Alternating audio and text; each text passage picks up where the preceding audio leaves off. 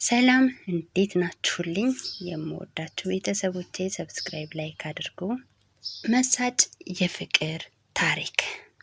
ተወልጄ ያደግኩት ባህር ዳር ከተማ ነው። ሁለተኛ ደረጃ ትምህርት ስጨርስ ውጤት ስላልመጣልኝ ወደ አረብ ሀገር ለመሄድ አሰብኩ። እሱን ለማሳካት ወደ አዲስ አበባ መሄድ ነበረብኝና ጉዞ ወደ ሸገር። ታዲያ በምጓዝበት መኪና ውስጥ ሸጋ የሸገር ልጅ ተዋወቅኩ። ትህትናው፣ ለሴት ልጅ ያለው ክብር፣ እንክብካቤ እጅግ ይማርካል።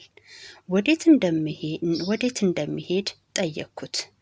እኔም ምንም ሳልደብቅ ነገርኩት። መልካም ምኞቱን ገለጸልኝ። አይድረስ የለ አዲስ ደረስኩ። የት እንደማርፍ ጠየቀኝ። ከማላውቃት አክስቴ ቤት ጋር እንደማርፍ ነገርኩት።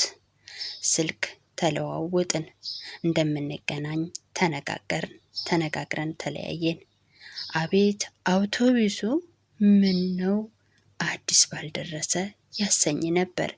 ጨዋታው በተለይ ምንም ጓደኛ እንደሌለውና ቤተሰቦቹ ለሱ ግድ እንደሌላቸው ሲነግረኝ አንጀቴን ነበር የበላው። ከማላውቃት አክስቴ ዘንድ ደርሼ የማርፍበት ተሰጥቶኝ አረፍ አልኩ። ግን አይምሮዬ ማረፍ አልቻለም። መተኛትም አልቻልኩም። ስልኬን በእጄ ይዤ ጥሪውን በናፍቆት እጠባበቃለሁ። ኦሆ ደወለ። ውስጤን ሐሴት ሞላው። እነዛን የማይጠገቡ ጨዋታዎቹን እያጫወተኝ እኩለ ሌሊት አለፈ። በነጋታው ልንገናኝ ተቀጣጥረን ስልኩ ተዘጋ።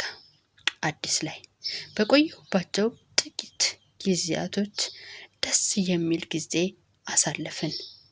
በጣምም ደስ አለኝ።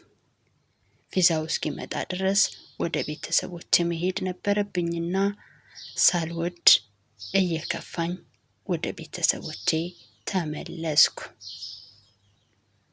በስልክ ሁልጊዜ እንገናኝ ነበር። የደስታዬ ምንጭ ስለሆነልኝ እጅግ ደስ ብሎኛል። ጉዳይን ከጀመርኩበት ቢሮ ቪዛው እንደመጣ ሲደውሉልኝ በፍጥነት ወደ እሱ ጋር ነበር የደወልኩት። ቀደም ብዬ እንዲሄድና የመሳፈሪያዬን ቀን እስኪደርስ አብረን እንድናሳልፍ ጠየቀኝ። አረ ዛሬውኑ ነው የምመጣው አልኩት። ደስ አለው። እኔም እንደዛው። ቤተሰቦቼን ተሰናብቼ ጉዞ ወደ አዲስ አበባ በጣም ወድጃታለሁ። አዲስ አበባን ወድጃታለሁ። ከግርግሯ በተጨማሪ የማፈቅረውን ልጅ ጀባ ስላለችኝ ወደድኳት። ታዲያ ልክ አውቶቡስ ተራ እንደደረስኩ ወደ አክስቴ ቤት አልነበረም ያመራሁት። እሱ ነበር የተቀበለኝ። በናፍቆት ተጠመጠምኩበት። እሱን በስፍስት እያየኝ አቅፎ ሳመኝ። ወዴት እንደሚወስደኝ እኔም አልጠየቅኩትም። እሱም አልነገረኝ። ዝም ብዬ ተከተልኩት። እንዴት በአጭር ጊዜ ውስጥ እንዲህ ላምነው ልወደው አልቻልኩም። እንደቻልኩ እያሰብኩ በራሴ እየተገረምኩ በታክሲ ጉዟችንን ቀጠልን። በአጭር ጊዜ ውስጥ ራሴን አሳልፌ ሰጠሁት። እጅግም ደስተኛ ነበርኩ። ከሱ ጋር ስሆን የሚሰማኝ ደስታ በህይወቴ ሙሉ ተሰምቶኝ አያውቅም። ከሱ ጋር ስሆን ፍጹም ሰላምና እረፍት ይሰማኛል። ስለዛ በጣም ደስተኛ ነኝ። ወደ አንድ ትልቅ ሆቴል ይዞኝ ገባ። ለምን እንደሆነ ስጠይቀው ዝም ብለሽ ተከተይኝ አለኝ። የተወሰኑ ደረጃዎችን በእግራችን ከወጣን በኋላ ልክ አንዱ ክፍል በር ላይ ስደርስ የበሩን ቁልፍ ከኪሱ አውጥቶ ከፈተና እንድገባ በስስት ጠየቀኝ። ወደ ውስጥ ስገባ ያየሁትን ማመን ነው ያቃተኝ። ክፍሉ በቀይ ጽጌረዳ አበቦችና በትንንሽ ሻማዎች አሸብርቀው የክፍሉ መዓዛ እጅግ ያውዳል። ነፍሴ በሐሴት ተሞላች። እንዲህ አይነቱን ነገር በአንዳንድ ፊልሞች ካልሆነ በህይወቴ አይቼ አላውቅም። ዘልዬ የተጠመጠምኩበት እሱን ስላገኘሁም እድለኝነት ተሰማኝ። ጥየው መሄድ እንደማልችል ስነግረው በፍጹም አለ። በሱ ምክንያት ከዓላማዬ እንድሰናከል እንደማይፈልግ ነግሮኝ አሳመነኝ። በመሃላችን ፍቅር፣ ጽናት ካለ ስመለስም አብረን እንደምንሆን ነገረኝ። ቃልም ገባልኝ። እኔም ቃሌን ሰጠሁት። እምነት፣ ተስፋ፣ ፍቅር እነዚህ ሶስቱ ጸንተው ይኖራሉ። ከዛም የሚበልጠው ፍቅር ነው አለኝ። ቃሉን አመንኩት። በእምነትና በተስፋ ፍቅሬን እንደምጠብቅ አጥብቄ ነገርኩት። አመነኝ። ተማመንን።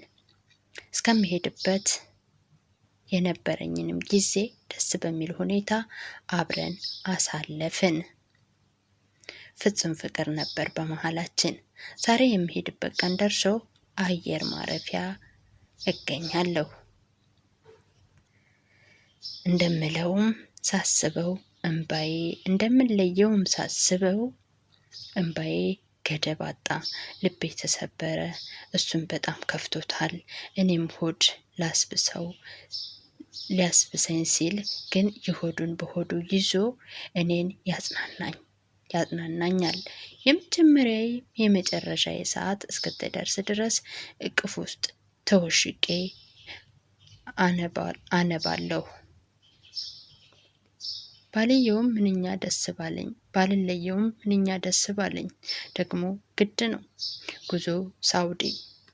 ልክ የምሰራበት ቤት ስደርስ ስልክ አስፈቅጄ ደወልኩለት። ተለቃቀስን። ቃላችንንም ደግመነው እንድጎብዝና እንድበረታ ነገረኝ። ይሻልኩት። ጎበዝኩ፣ በረታው። የሄድኩ አካባቢ የወር ደመወዜ እስኪደርስልኝ ድረስ ነበር ስልክ የምደውልለት። ናፍቆቱን አልቻልኩም። ቤተሰቦቼን ፍጹም ረሳሁ። በኋላ ግን ስልክ ማብዛት እንደሌለብኝ፣ ገንዘብ በስነ ስርዓት መያዝ እንዳለብኝ መከረኝ። እሺ ብዬ ሁሉንም ነገር በልክ አደረግኩ። በሱ ምክንያት ጠንካራ ሰራተኛ ሆንኩ። አንድ ቀን ታዲያ ስደውል አሞት ሆስፒታል እንደሆነ ቀዶ ጥገና ሊያደርግ እንደሆነ ነገረኝ። በጣም አዘንኩ፣ አለቀስኩ። ቤተሰቦቹ ለሱ ግድ እንደሌላቸው ነግሮኝ ብቻውን አሳዘነኝ። ልምጣና